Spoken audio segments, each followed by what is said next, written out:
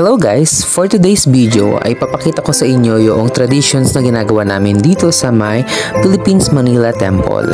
Sa araw na ito ay meron kaming ganap na tinatawag namin Christmas lighting. And dito sa unang video na papakita ko sa inyo, ito yung giving machine. You give a gift sa may machine kung saan ay makakapag-donate ka. Katulad nito, si Brother ay nag-donate sa may Caritas Manila. So yung donations na yan ay mapupunta mismo doon sa may foundation na kanilang pinag-donatan. And as a token, may matatanggap ka na parang card na laminated dyan sa machine na yan.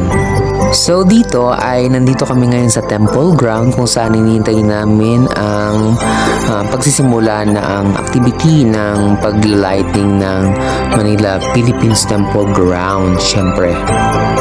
At marami nga rin pumunta rito at nag-abang ng pailaw ng temple. Oo, medyo maliwanag na sa pagkakataong ito ngayon pero hindi pa napailaw yung mga Christmas lights na kailangang ipailaw dito. So kami, ang ginawa namin is siyempre maglibot-libot muna na kami. Baka may makakita kami mga kakilala namin sa mga taga-ibang lugar. Actually, may mga nakita nga kami rito na kakilala namin sa may Nueva Ecija na nandito rin sila dito sa may Manila. Siyempre dito sila naninirahan. Ayan sila. And syempre, more libot-libot muna tayo and flex-flex habang naghihintay tayo.